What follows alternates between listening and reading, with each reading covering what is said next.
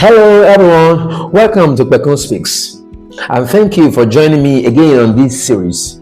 Today we're talking about something most students never think about, but it silently controls their focus, their memory, and even their result, and that's your hidden beliefs about learning.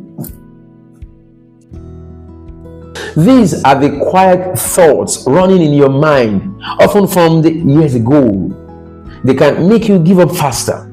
They can even make you avoid certain subjects, or even doubt yourself before you start at all. So, what are hidden beliefs? A hidden belief is a statement you have repeated to yourself, sometimes unconsciously, until it feels true. For example, it's possible you have repeated to yourself, "I'm just not good at literature," and it begins to feel true. Or, "Girls don't usually do well in engineering department," yet you're in the department, and it begins to feel true because you feel that it's a male-dominated department. That's not true. Or you say to yourself, "People from my school don't usually do well in IGCSE, they don't do well in IELTS, they don't do well in TOEFL or SAT or in UTME." You see, many of us in this part of the world grew up hearing these ideas at home, in classrooms, or even from older students. Over time, they sink deep into your thinking. And here's the danger.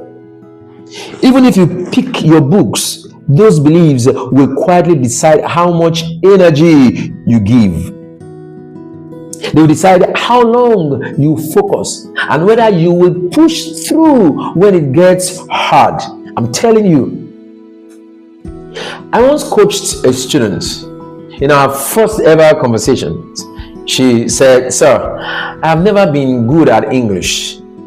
My handwriting is terrible, it's poor. I can't write well, I can't speak well, so I just believe English is not my thing." But when I asked and further inquired about her childhood, she told me her primary school teacher used to punish her whenever she made a mistake in spelling. Without realizing it, she grew up believing mistakes mean I'm not smart, and that's not true. Does that sound like you? Does that sound familiar?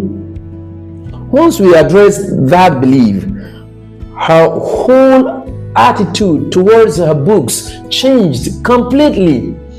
She started practicing small exercises daily. By the time she was writing her SSC, she scored a B in English. Her problem wasn't intelligence. Her problem was a belief she had carried for years. Does that story sound familiar or easily relatable? A few seconds ago, I mentioned that the girl was practicing some exercises. That reminds me of the story I shared with you about that friend of mine who coached a girl from Ibadan in my previous episode on fixed and growth mindset. Remember? Even though this episode isn't about exercises yet, that should say something to you. That's what we call spaced repetition. We'll get to that later. Come back to hidden beliefs. How does beliefs affect your studies? Let's unpack it by being practical. Imagine two students. Student A thinks, "I always fail biology." Student B thinks, "I find biology tough, but I can improve." Both students meet the same difficult question. Student A drops the book after 10 minutes, saying, "I know it, this is not for me." Student B keeps trying, maybe even searches for a video or asks a friend for help. I would like to ask you this question. Who learns faster? Be the judge. Student B, simply because their belief gives them permission to keep going.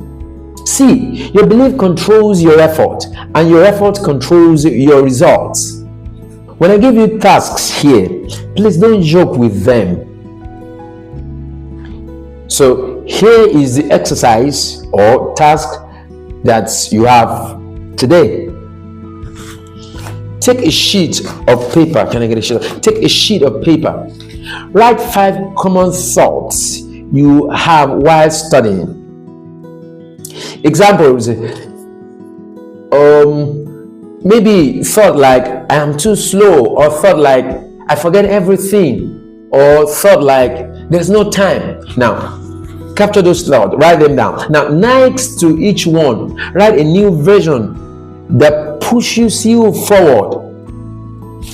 So, rather than having I'm too slow, say to yourself, I'm building speed, I'll get faster. Rather than entertaining thought of I forget everything, say to yourself, I'm training my memory step by step. Rather than saying to yourself, there's no time, say to yourself, I will use the time I have wisely. Place this paper where you can see it, where it is visible. Maybe on your table, on your wall, even on your phone screen. Now, each time a negative thought comes up, replace it instantly with a new one. Henceforth, pay attention to your self-talk. That is the inner conversation you have with yourself. It could be in form of thoughts, words, or mental dialogue running in your mind all day.